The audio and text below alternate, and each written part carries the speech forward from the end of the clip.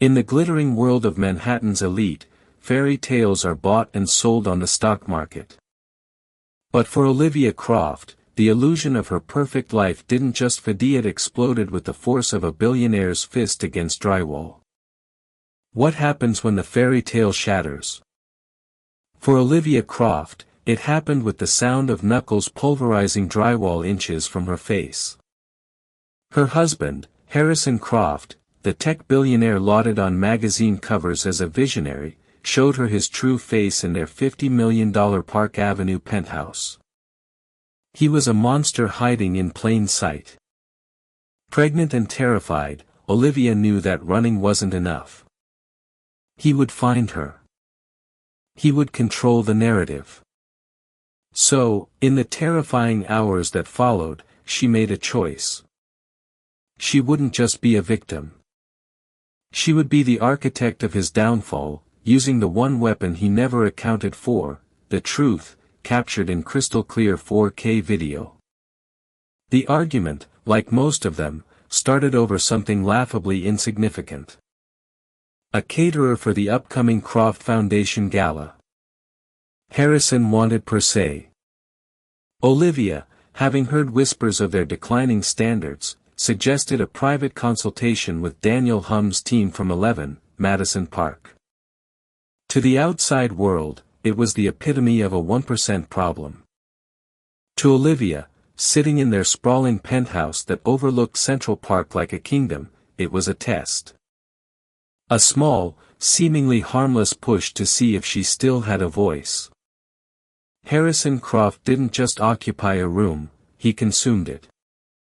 At 42, he still possessed the restless, predatory energy that had helped him build his tech empire, Croft Enterprises, from a garage startup into a global behemoth. His public persona, curated with meticulous precision by a team of PR sharks, was that of a maverick genius, charming, slightly eccentric, and devoted to his beautiful younger wife. They were the golden couple, their life a meticulously art-directed fantasy for the masses. Daniel Hum. Harrison scoffed, not looking up from his tablet where stock tickers glowed a venomous green. "We're not running a vegan bake sale, Olivia. We need prestige." "Per se is prestige, Harrison. I've heard." "You've heard," he mimicked, his voice dripping with condescension. He finally looked at her, his blue eyes, so often described in the press as piercingly intelligent, turning flat and cold. It was a look she had come to dread. "You hear things from your little coterie of socialites and ladies who lunch.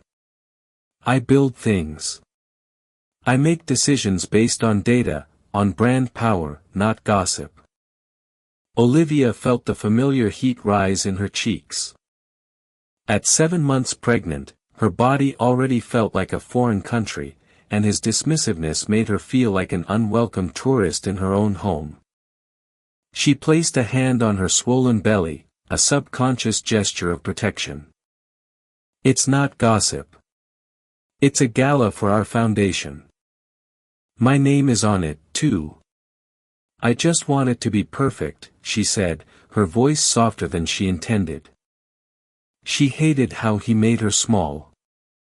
"It will be perfect when you stop trying to meddle in things you don't understand." He stood up, the tablet clattering onto the glass coffee table. He began to pace, a caged tiger in a bespoke Brioni suit. The penthouse, with its floor-to-ceiling windows and minimalist furniture, suddenly felt claustrophobic. "Do you have any idea the pressure I'm under? The Vanguard deal is on a knife's edge. We have a hostile takeover bid from Kenji Tanaka's firm in Tokyo. My entire legacy is on the line, and you're here debating canapés. This has nothing to do with canapés, and you know it," she retorted, a spark of her old self flaring up. Before she was Mrs. Croft, she was Olivia Davenport, a sharp art curator with a master's degree from Sotheby's. She had a mind, an opinion, a life. He had systematically dismantled it piece by piece, cloaking the demolition in the guise of luxury and protection. "Oh, enlighten me, then. What is this about?" he sneered, turning to face her fully. This was the precipice, the point where she could retreat, murmur an apology, and let him win. It was the easier path, the one she had taken 100 times before. But the life growing inside her made her brave. She couldn't let her child see her as a doormat. "It's about respect, Harrison," she said, her voice shaking but firm. "It's about you treating me like a partner, not a decorative accessory you acquired along with this apartment." The words hung in the air, thick and dangerous. Harrison's face, usually so controlled for the cameras, contorted. A vein pulsed in his temple. He had a slight twitch in his jaw that signaled the point of no return. It was twitching now. "An accessory," he whispered, the sound more menacing than a shout. He took a step toward her, then another. She instinctively shrank back into the plush cushions of the Roche-Beaubois sofa. "I gave you everything. Everything. A life you couldn't even dream of. I plucked you from obscurity and put you on a throne. I had a life before you.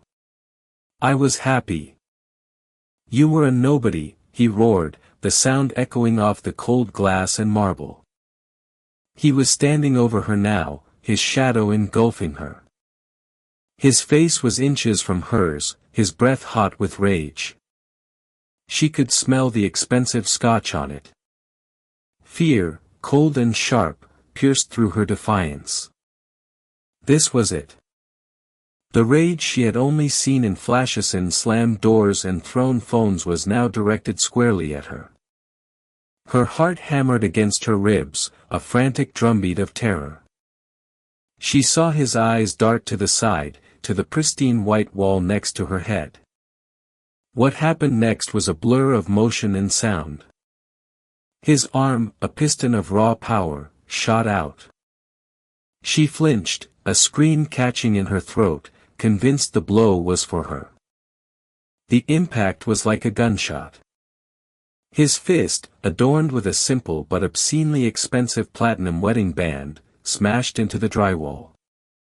The plaster exploded inward, leaving a craterous spiderweb of cracks spreading out from the point of impact. Dust and debris rained down, some of it catching in her hair. Silence. A profound, deafening silence filled the room, broken only by Harrison's ragged breathing. He stared at his own fist, then at the hole, then at her. His eyes were wide, not with remorse, but with the wild, terrifying thrill of his own unleashed power. Olivia didn't move. She couldn't. Her entire world had just narrowed to the jagged hole in the wall, a violent, gaping wound in their perfect home, just a hand's breadth from her temple, from her baby. Slowly, Harrison pulled his hand back. His knuckles were raw and bleeding. He looked at her, and for a fleeting second, she saw a flicker of something panic, maybe even fear of what he'd done. But it was gone as quickly as it came, replaced by a chilling calm. "Now," he said, his voice a low, steady threat. "The caterer is per se. We are not discussing this again. Clean yourself up. You look a mess." He turned and walked away, heading toward his office without a backward glance, leaving her alone with the ringing in her ears, the dust on her skin, and the terrifying, undeniable truth of the man she had married. For a long time, she just sat there, trembling. The fear was a physical thing, a cold liquid seeping into her bones. But as the minutes ticked by, something else began to crystallize beneath the terror. It was a cold, hard resolve. He thought the argument was over. He thought he had won. He was wrong. The argument wasn't over. The war had just begun. Her eyes flickered from the hole in the wall to a decorative ficus tree in the corner of the room. Tucked discreetly among its leaves, a tiny black lens was aimed directly at the sofa. The nanny cam she'd installed 2 months ago after he'd accidentally broken her laptop during another argument. She had told herself it was for the baby's safety. But in her heart, she knew. She'd been waiting for this, the proof. The hours after the explosion of violence were a study in surreal normalcy. Harrison didn't emerge from his office. A quiet, almost ghostly maid appeared on schedule, her eyes deliberately avoiding the crater in the wall as she polished the already gleaming surfaces of the penthouse. Dinner was served for Oni filet mignon Olivia couldn't touch, its bloody center a sickening reminder of Harrison's knuckles. Olivia moved as if in a trance. She bathed, the warm water doing little to stop the tremors that racked her body. She slipped into a silk nightgown, the fabric feeling like a costume for a role she no longer wanted to play. Every sound, the hum of the city below, the whisper of the air conditioning was magnified, a potential threat.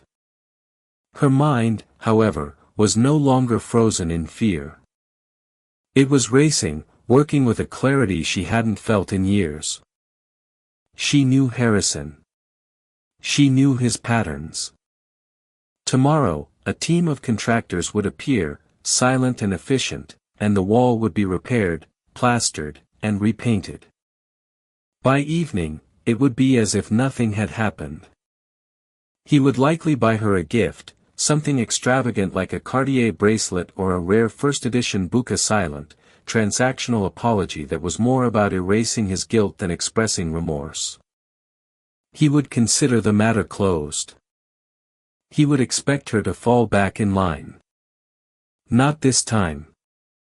Once the penthouse was cloaked in the deep silence of 2 a.m., Olivia slipped out of bed.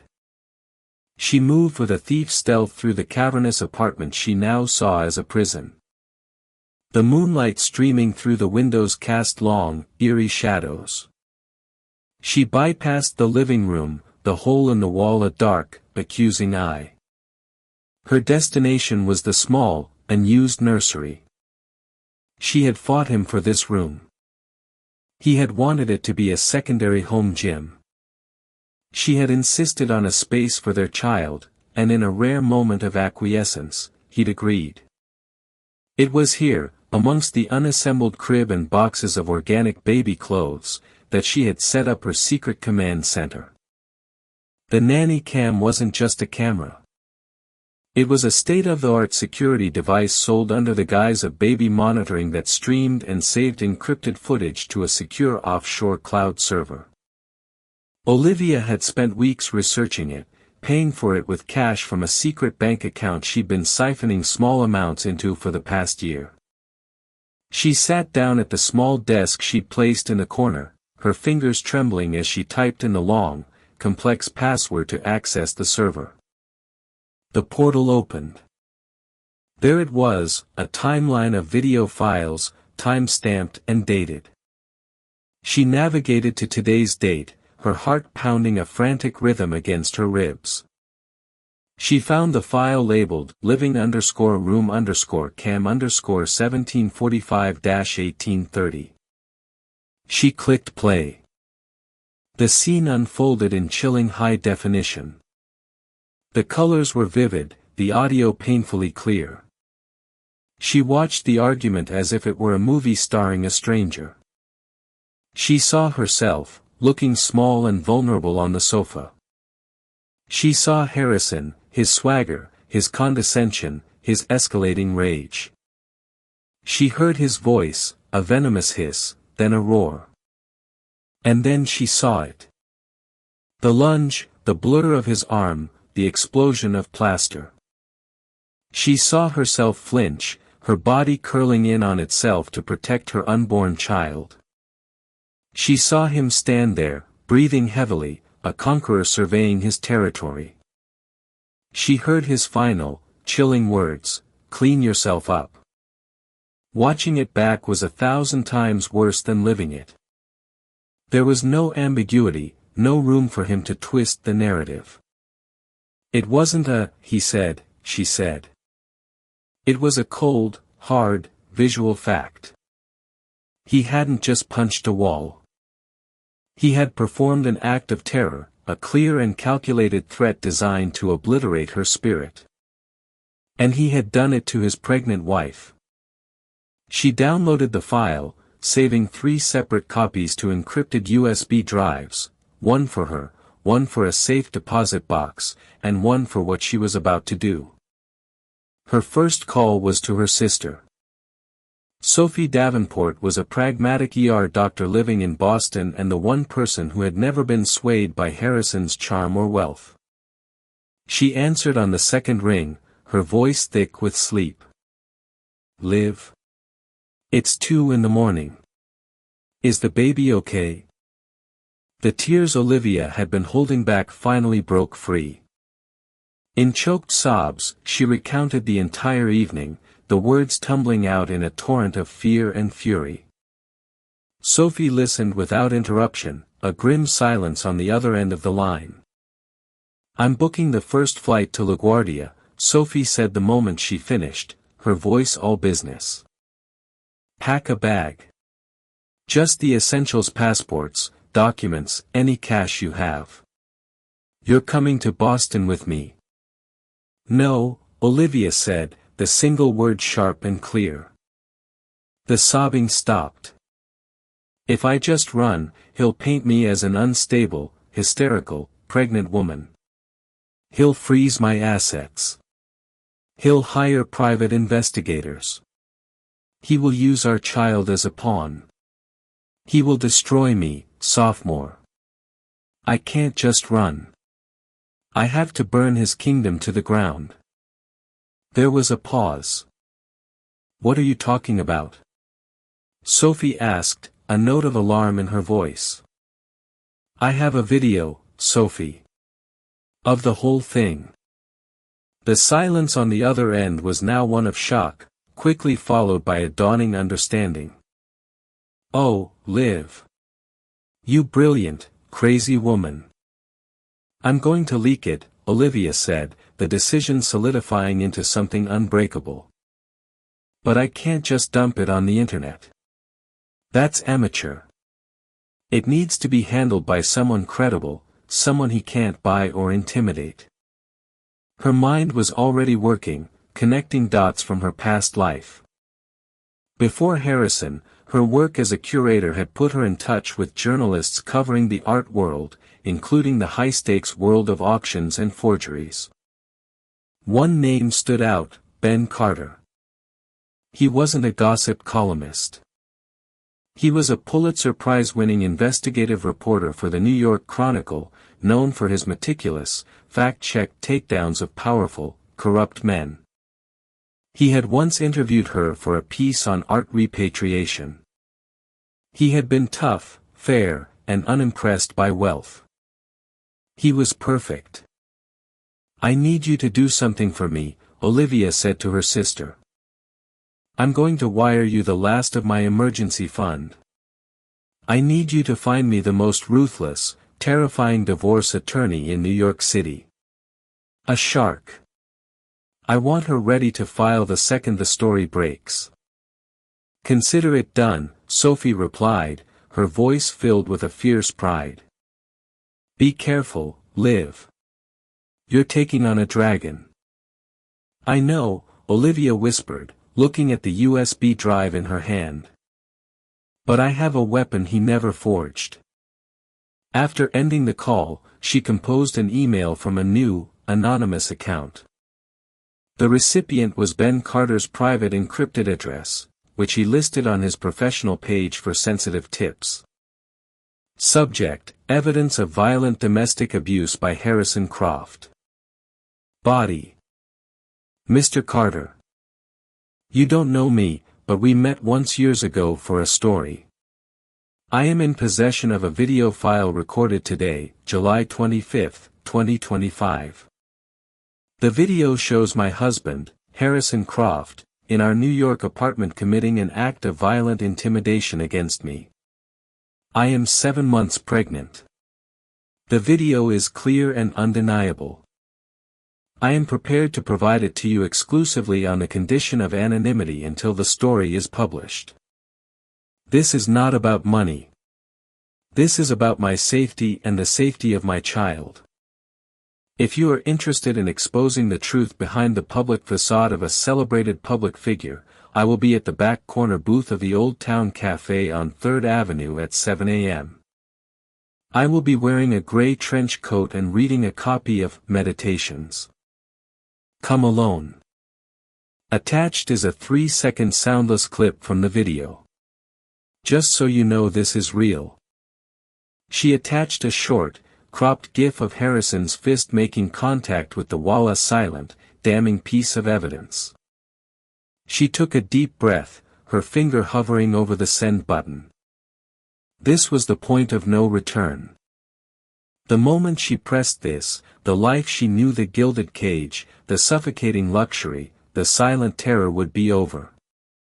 A new life of uncertainty, public scrutiny, and battle would begin. She thought of her child, of the world she wanted to bring them into, a world where their mother wasn't afraid. She pressed send. The Old Town Cafe was a relic, a small, unassuming diner that had survived decades of gentrification by serving reliably decent coffee and greasy breakfasts. It was the last place anyone would expect to find the wife of a billionaire. At 6:50 a.m., Olivia slipped into the worn vinyl of the back booth. She had dressed down, jeans, a simple black sweater, the gray trench coat, and a baseball cap pulled low over her face. She placed the copy of Marcus Aurelius's Meditations on the table and ordered a black coffee she had no intention of drinking. Every nerve in her body was screaming. At precisely 7 a.m., a man entered the cafe. He was older than she remembered, perhaps in his late 50s, with salt and pepper hair and a rumpled coat that suggested he valued function over fashion. It was Ben Carter. His eyes scanned the room instantly, dismissing the few other patrons, and landed on her. He approached the booth with a cautious, deliberate gait. "Mrs. Croft?" he asked, his voice a low baritone. He didn't offer a hand, just slid into the opposite side of the booth. "I prefer Olivia Davenport," she said, her voice steadier than she felt. He gave a slight nod. "Fair enough. You brought a storm to my inbox this morning, Ms. Davenport. Is it a storm you're willing to chase?" "I watched the clip," he said, getting straight to the point. "It's compelling, but a 3-second GIF isn't a story. I need context. I need to see the full video. I need to verify its authenticity. And I need to know why you're doing this. The world will call you a gold digger, a scorned wife out for revenge. You need to be prepared for that." Olivia met his gaze, unflinching. "I am prepared to be called worse. What I'm not prepared for is raising my child in a house where rage is normalized and violence is the answer to a disagreement. I'm not doing this for money. I'm doing this for my life." She reached into her bag and slid one of the encrypted USB drives across the table. "This is the full, unedited file, time-stamped with metadata intact. My husband's IT security is legendary, but this system is completely independent. It's clean." The full video shows the entire argument, from the discussion about a caterer to the moment he punched the wall and walked away. Ben picked up the drive, examining it. This could bring down one of the most powerful men in the country. It will have consequences for him, for his company, for you. "I'm counting on it," Olivia said. "My team will need a few hours to verify everything," he said, pocketing the drive. "If it's what you say it is, we'll run it on the Chronicle's front page, digital first, by noon. Once it's public, my editors will want an exclusive interview, on the record." You'll have it, she agreed. As soon as I'm in a secure location. Ben Carter stood up. Stay safe, Miss Davenport. He left as quietly as he had arrived. Olivia remained in the booth for another 10 minutes, her body thrumming with adrenaline. The first chess move had been made. Now she had to prepare for the counterattack. She left the cafe and took a winding, circuitous route through the city, switching subway lines twice before emerging in a completely different neighborhood. There, a black car was waiting. Sophie had come through. The driver simply held up a phone with the name Evelyn Reed on it. Olivia got in. The hours that followed were a blur of calculated action. Evelyn Reed was everything Sophie had promised, a powerhouse in a razor-sharp suit with an office in Midtown that radiated quiet, expensive competence. She listened to Olivia's story with fierce, focused attention, her expression unreadable. When Olivia finished, Evelyn gave a single, sharp nod. Good, Evelyn said. The video is your shield and your sword. While Carter's team is verifying, we prepare for war. For the next 3 hours, they worked. Evelyn and her team drafted divorce papers, citing irreconcilable differences and a history of controlling behavior and abuse. They prepared a motion for an emergency protective order to be filed the moment the story broke. They initiated proceedings to freeze a portion of the marital assets before Harrison could hide them offshore. Olivia signed document after document, her signature growing bolder with each one. She was no longer just Olivia. She was a plaintiff, a force of legal action. At 11:58 a.m., Olivia was in a hotel suite that Evelyn had secured under a corporate alias. Sophie was there, having landed at LaGuardia and come straight to the hotel. The sisters were sitting in silence, watching the clock, when Sophie's phone buzzed. Then Olivia's. Then they buzzed again and again, an electronic chorus of chaos. It had begun. A push alert from the New York Chronicle app was the first drop in the deluge. Exclusive, tech billionaire Harrison Croft seen in violent outburst against pregnant wife in leaked video. Sophie clicked the link. There it was. The front page of the Chronicle's website was dominated by a still frame from the video, Harrison, his face a mask of fury, his fist inches from a cowering Olivia. Below it, Ben Carter's meticulously detailed article laid out the story, embedding the full, shocking video. The storm had made landfall. Within minutes, Harrison Croft was the #1 trending topic worldwide. The video was everywhere, ripped from the Chronicle site and shared millions of times a minute across Twitter, Instagram, and TikTok. News channels broke into their regular programming. Business networks immediately began speculating on the impact on Croft Enterprises stock. In his gleaming office tower, Harrison Croft was in a board meeting when his right-hand man, a perpetually nervous executive named Gregory, burst into the room, his face pale. He thrust an iPad in front of Harrison. Harrison saw the headline. He saw the picture. He saw the embedded video. He pressed play and watched himself, his private monster, displayed for the entire world to see. For a moment, he froze, the blood draining from his face. The other board members stared, their expressions a mixture of horror and cold calculation. The Vanguard deal. His legacy. It was all evaporating in real time. His shock quickly morphed into a familiar, volcanic rage. He hurled the iPad against the wall, where it shattered. "Find her," he bellowed at Gregory, his voice echoing in the stunned silence of the boardroom. "Find her now. And get me Robert Egan on the phone." Robert Egan was not just a lawyer. He was a crisis management artist, a fixer who made problems and people disappear. While Harrison scrambled to control the inferno, Olivia was giving her on-the-record interview to Ben Carter via a secure video link. With Evelyn Reed by her side, she told her story calmly and articulately.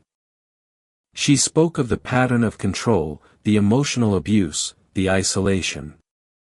She explained that she didn't leak the video for fame or money, but because she believed it was the only way to ensure he couldn't silence her. He built a public image of a perfect, benevolent man, she said, her voice clear and strong. I wanted the world to see the man I lived with. The man who punched a wall next to his pregnant wife's head because he didn't like her choice of caterer. That one detail, the caterer, was a masterstroke. It was so petty, so absurd, that it made the violence all the more chilling and believable. It stripped Harrison of any possible justification, painting him not as a man who lost his temper under pressure, but as a pathetic tyrant. As the interview wrapped up, Evelyn's phone rang. It was the process server. He had just served a stunned Harrison Croft with divorce papers and a temporary restraining order in the lobby of his own office building, in front of a horde of reporters. The king was cornered in his castle. The walls, the real ones and the metaphorical ones, were closing in. And Olivia, the woman he had tried to reduce to a mere accessory, was holding the hammer. The 24 hours following the leak were a public relations bloodbath for Harrison Croft. His meticulously crafted image was not just tarnished, it was incinerated. Croft Enterprises stock plummeted by 30% in pre-market trading, wiping out billions in value. The board of directors issued a terse statement announcing that Harrison was taking an indefinite leave of absence and that an internal investigation was underway. It was a corporate execution, swift and brutal. Harrison, however, was not a man who accepted defeat. Barricaded in his penthouse, the hole in the wall now a constant, mocking reminder of his hubris, he assembled his war council. At the head of the table was Robert Egan, the crisis manager, a man with a reptilian smile and no discernible conscience. Alongside him sat a team of cutthroat litigators from the city's most feared law firm. The narrative is out of control, Egan stated, pacing in front of the window. Right now, she's Joan of Arc and you're King Herod. We need to flip that. We need to make her the villain. She has a video of me punching a wall next to her pregnant head, Harrison snarled, pouring himself another scotch. How do you flip that? We don't attack the video. The video is a fact. We attack the person who leaked it, Egan explained, his eyes glinting. We paint Olivia Davenport as a manipulative, unstable gold digger. She knew you were under pressure. She provoked you. She had a hidden camera ready to capture the one moment you snapped. It was a setup, a multi-million-dollar shakedown. The strategy was classic character assassination. Within hours, the counteroffensive began. Anonymous sources, close to Harrison Croft, began whispering to tabloid journalists and gossip bloggers. Stories began to surface, crafted from half-truths and outright lies. Olivia Davenport had a history of emotional instability. She was unhappy that Croft insisted on a bulletproof prenuptial agreement. Friends say she was obsessed with money and status. Was the pregnancy a trap to secure the Croft fortune? They dug into her past, unearthing a college boyfriend who, when paid a handsome sum, was willing to describe her as dramatic and demanding. They leaked details of her prenuptial agreement, framing her legal challenge as a greedy money grab rather than a fight for a fair settlement. Olivia, watching the smear campaign unfold from the sterile safety of her hotel suite, felt a surge of nausea that had nothing to do with her pregnancy. She had expected it, Evelyn had warned her. But the sheer viciousness of it was breathtaking. "Don't read it," Sophie advised, trying to take the tablet from her hands. "It's poison." "No," Olivia said, her jaw tight. "I need to see what they're doing. I need to know the weapons they're using." In their own war room, Evelyn Reed was calm, almost serene. "This is predictable," she told Olivia over a conference call. "It's the standard playbook for powerful abusers. They are also making a critical mistake. They are underestimating you." Evelyn's strategy was not to engage in the mudslinging. "We stay above it. We let the video speak for itself, and we focus on the legal arena. The court of public opinion is fickle. A court of law requires evidence." The first legal skirmish was the hearing for the permanent protective order. Harrison's lawyers argued that the incident was a one-time mistake, an aberration born of immense stress. They portrayed him as a man deeply remorseful for his actions, a man who loved his wife and was desperate to save his family. They submitted sworn affidavits from staff and friends, attesting to his gentle nature. Then it was Evelyn's turn. She didn't call Olivia to the stand to be cross-examined and torn apart. Instead, she presented her own evidence. She started by playing the video again, forcing Harrison, who was present via video link, to watch it in front of the judge. But she didn't stop there. This was where Olivia's meticulous, fearful documentation paid off. Evelyn presented a timeline of evidence stretching back over a year. "Your Honor," Evelyn began, her voice crisp and clear. "The defense claims this was a one-time mistake. We have evidence to the contrary." She submitted time-stamped photographs of the laptop Harrison had accidentally broken. An audio recording captured on Olivia's phone of Harrison verbally berating her, calling her worthless and an embarrassment. Emails from Harrison to Olivia's friends, subtly discouraging them from visiting. Financial statements showing how Harrison had systematically closed Olivia's personal credit cards, rerouting all her finances through a joint account that he monitored daily. It was a devastating mosaic of coercive control. The punch was not an isolated act, it was the crescendo of a long campaign of psychological abuse. But the real twist, the move Harrison and his team never saw coming, came from an unexpected quarter. Gregory, Harrison's loyal right-hand man, had been observing the fallout with growing horror. He had enabled Harrison for years, cleaning up his messes, soothing his ego, and turning a blind eye to his temper. But seeing the video, the cold terror in Olivia's eyes, and then witnessing the brutal campaign to destroy her, it had cracked his conscience. He had a daughter of his own.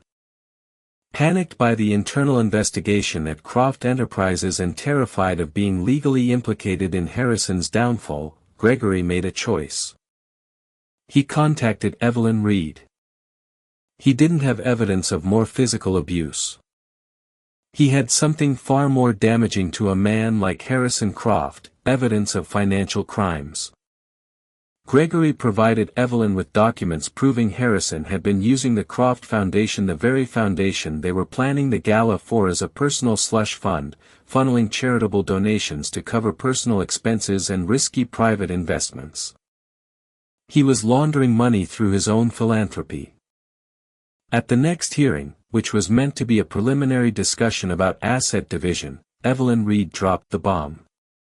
"Your Honor, my client is not just a victim of domestic abuse, but she has also unwittingly been made party to potential federal crimes," Evelyn announced to a stunned courtroom. "We have evidence of significant financial impropriety related to the Croft Foundation, and we will be turning this evidence over to the U.S. Attorney's Office for the Southern District of New York." The color drained from the faces of Harrison's lawyers. This changed everything. This was no longer a messy divorce. It was a case of charity fraud, wire fraud, and money laundering. Harrison's personal liberty was now on the line. The legal battlefield had just expanded, and Harrison was now fighting a war on two fronts, with his reputation in tatters and the federal government about to become his new adversary. The smear campaign against Olivia halted abruptly. Robert Egan and his team were now in damage control mode for a much bigger crisis. Harrison Croft, the untouchable titan, was no longer just fighting to save his fortune. He was fighting to stay out of prison. The news of the impending federal investigation was the final, fatal blow to Harrison Croft's empire. The board of Croft Enterprises, which had initially placed him on leave, now moved to terminate him entirely, invoking a morality clause in his contract. The man who had built the company from nothing was unceremoniously exiled, his name scrubbed from the corporate letterhead like an embarrassing typo. His one-time allies and sycophants in the worlds of business and society vanished, their loyalty as hollow as his public persona. The invitations stopped. The calls went unreturned. The silence was absolute. For Olivia, the shift was seismic. The narrative, which had briefly been twisted against her, snapped back with a vengeance. She was no longer just a victim of domestic violence, but a whistleblower who had exposed a corrupt charlatan. The public, which had been fed a diet of lies about her being a gold digger, now saw her as a woman of immense courage. Donations poured into women's shelters in her name. Advocacy groups lauded her bravery. She had weathered the storm. She spent those weeks in a quiet, secluded estate in upstate New York, rented by Evelyn's firm. Sophie stayed with her, a constant, grounding presence. For the first time in years, Olivia felt the suffocating weight of Harrison's control lift. She took long walks in the woods, breathing in the scent of pine and damp earth. She read books, not to appear smart, but for the simple joy of it. She ate what she wanted, wore what she wanted, and spoke when she wanted. She was slowly, carefully rebuilding herself. Her pregnancy progressed peacefully, away from the stress and fear of the penthouse. She felt a profound connection to the child growing inside her.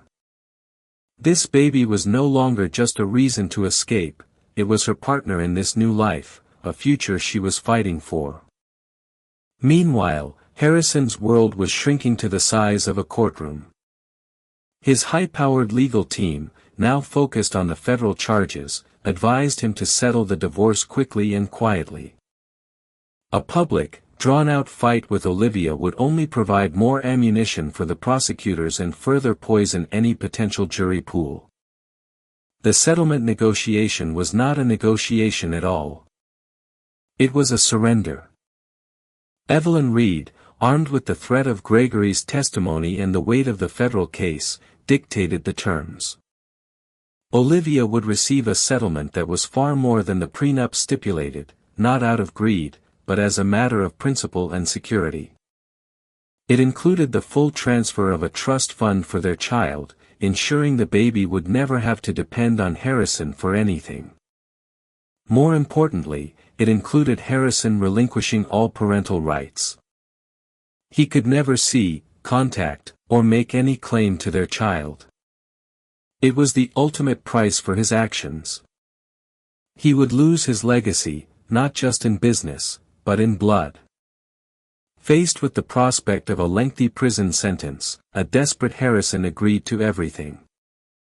He signed the papers, his signature a weak scrawl, a ghost of his former arrogant flourish. The final piece of the puzzle fell into place a week later. The U.S. Attorney for the Southern District of New York held a press conference. Standing before a bank of cameras, he formally announced the indictment of Harrison Croft on multiple counts of wire fraud and money laundering. He specifically credited information provided by concerned citizens for initiating the investigation. Harrison Croft, the man who once graced the cover of Forbes, was now pictured on the front of the New York Post in a grainy photograph, his face ashen as he walked into a federal courthouse. The visionary had become a common criminal. The story was no longer about a billionaire's marital problems. It was about the complete and utter collapse of a fraudulent empire.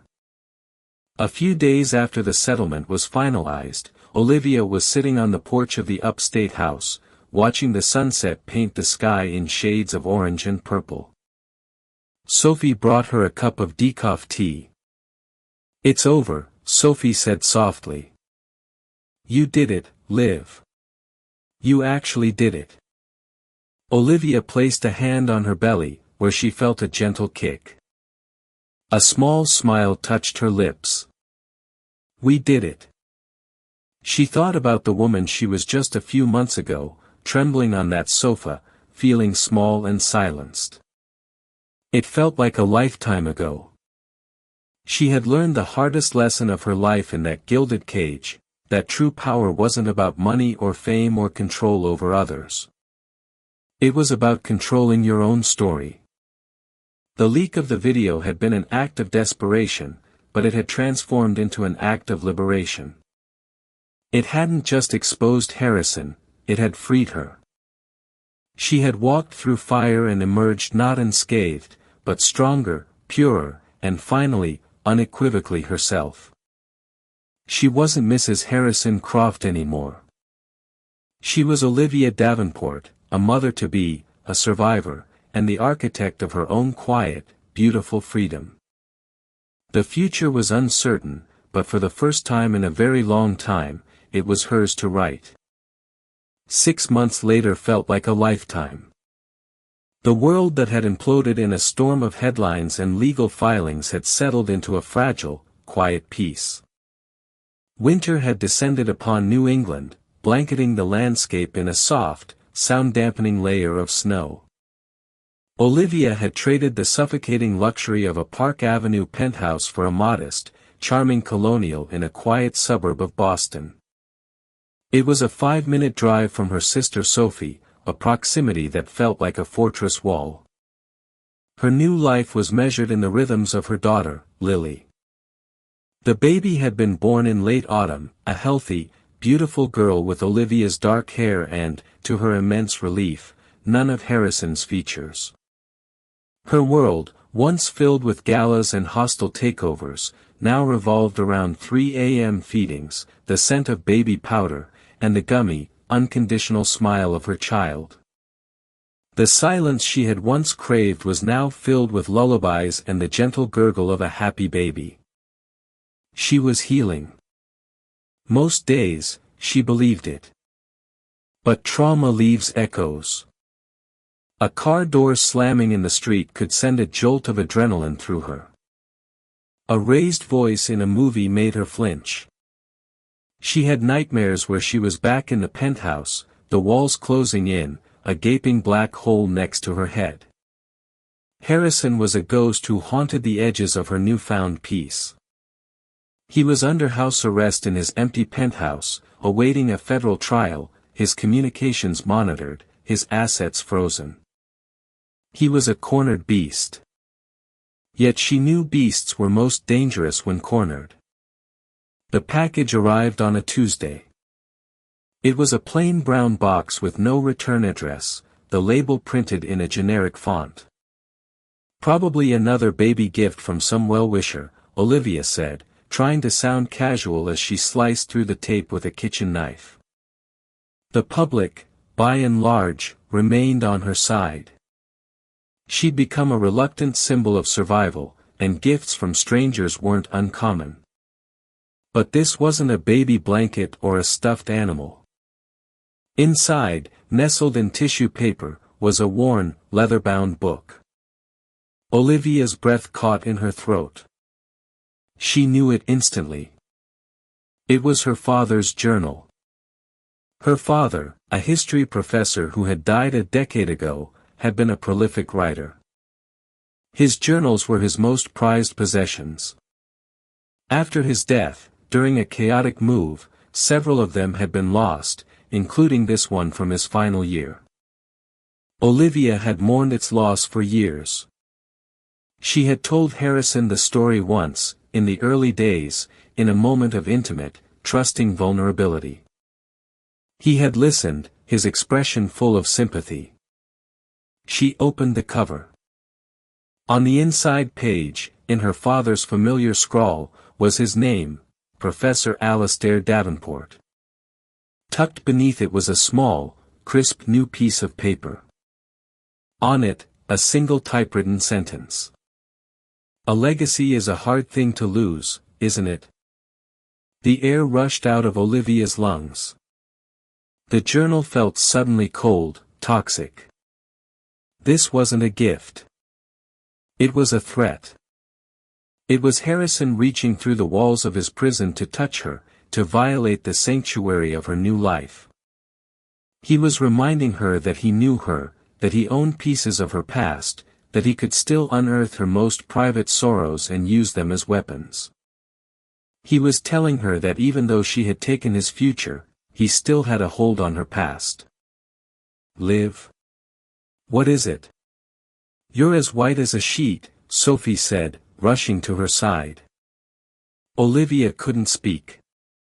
She just pointed at the journal, at the taunting, anonymous note. Sophie read it, and her face hardened. "That monster," she whispered, her voice laced with venom. "How? He's under house arrest." That was the question that screamed in Olivia's mind. She immediately called Evelyn Reed. The lawyer was furious, her voice a whip-crack over the phone. "This is a flagrant violation of the restraining order's spirit, if not its letter," Evelyn said. "It's witness intimidation. It's psychological warfare. I'll get a PI on this immediately." "Don't worry, Olivia. We'll find out how he did it." The private investigator, a former NYPD detective named Mike Corrigan, was discreet and efficient. For 2 weeks, Olivia lived on edge, jumping at every shadow. She installed a more advanced security system. She rarely left the house. The ghost had become a palpable presence again, the echoes of her past threatening to drown out the quiet joys of her present. Corrigan's report came via a secure email to Evelyn, who relayed the findings to Olivia and Sophie in a conference call. "Harrison has been using his legal counsel visits," Evelyn explained, her tone grim. "He's allowed privileged, unmonitored conversations with his defense team. He's been passing coded messages to a junior paralegal on his team, a kid named Leo Finch. Finch then uses burner phones and cash drops to communicate with a network of fixers Harrison still has on his payroll. So he's still pulling the strings," Olivia said, her stomach twisting. "It's worse than that," Evelyn continued. "The journal was just a message to you, a way to terrorize you. The PI discovered the primary focus of this network. Harrison isn't just trying to spook you, Olivia. He's actively trying to blow up the entire federal case against him." A cold dread settled over Olivia. "How?" "Gregory," Evelyn said, and Olivia's heart sank. "The whistleblower. Gregory is the prosecution's star witness. His testimony about the Croft Foundation fraud is the linchpin of their case. Harrison's people have been systematically dismantling Gregory's life. They got him fired from his new job by anonymously sending his employer falsified documents about his involvement in the scandal. They've had him followed. Last week, his teenage daughter received a text message with a picture of herself walking home from school. There was no threat, just the picture. Just like your journal. It was a message." Sophie swore under her breath. "The U.S. Attorney's Office is trying to protect him," Evelyn said, "but Gregory is falling apart. He's terrified. Harrison's goal is to intimidate him into recanting his testimony or refusing to cooperate. If Gregory folds, the government's case becomes much weaker. Harrison's lawyers could argue that the evidence was provided by an unreliable witness under duress. It's Harrison's Hail Mary pass to walk free. The room fell silent. Olivia looked from her sister's worried face to the baby monitor, where Lily was sleeping peacefully in her crib. She had thought this was over. She believed that by taking Harrison's money and his reputation, she had won. But she was wrong. His freedom was the one thing she hadn't taken. And now he was using it as a weapon to claw his way back. If he succeeded, if he walked out of that courthouse a free man, he would never stop. The packages would never stop. The fear would never stop. He would be a shadow stretching over her and her daughter's entire lives. Her peace, she realized, was entirely conditional. It depended on him being locked away truly and finally powerless. A new kind of resolve, cold and hard as steel, settled in her heart. She had spent months healing, building a quiet life. Now she understood. Hiding wasn't healing. True healing was making sure the monster could never hurt anyone again. Evelyn, Olivia said, her voice devoid of any tremor. It was the voice of a CEO, not a victim. When I was married to Harrison, I wasn't just a decorative accessory. I sat in on meetings.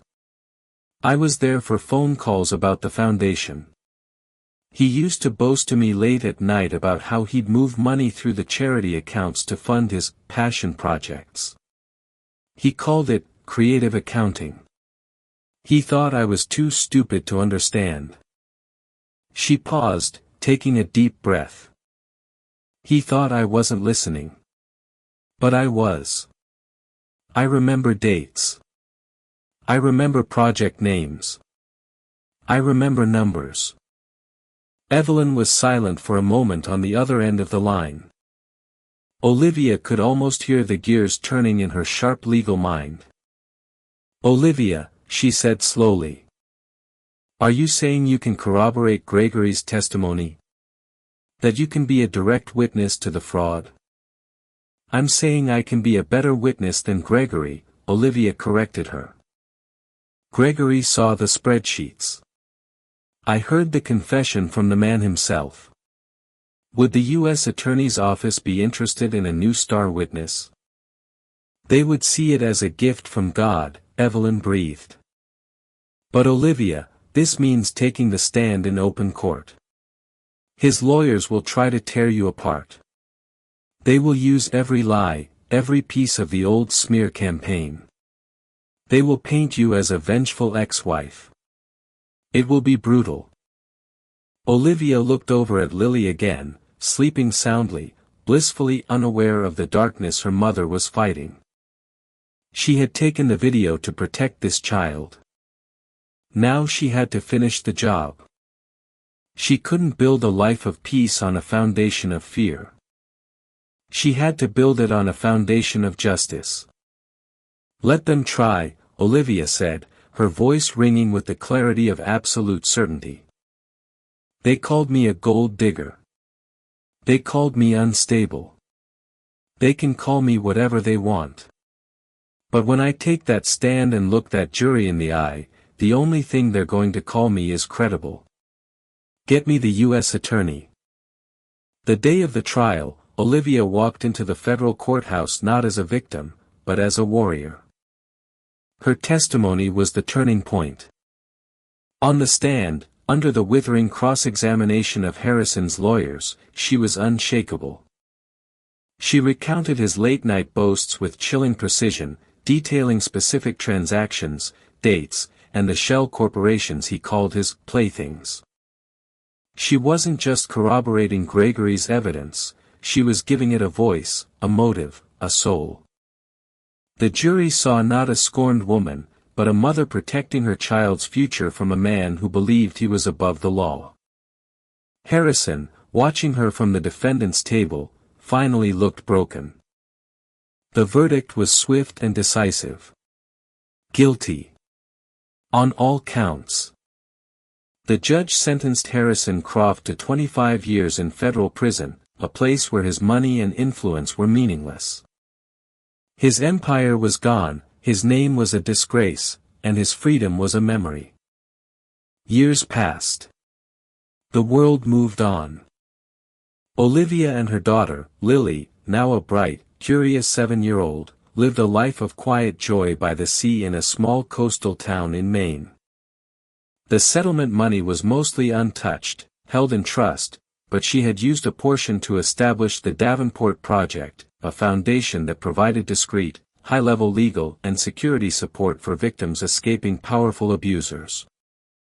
She was doing what the Croft Foundation had only pretended to do, she was changing lives. One sunny afternoon, Olivia sat on her porch, watching Lily chase seagulls on the beach. Her sister Sophie was visiting, and they were sharing a peaceful silence. On the small table beside her sat her father's journal. She had kept it. It was no longer a symbol of Harrison's threat, but a testament to her own survival, a link to a past that gave her strength. Lily ran up the steps, her cheeks flushed, and handed Olivia a seashell.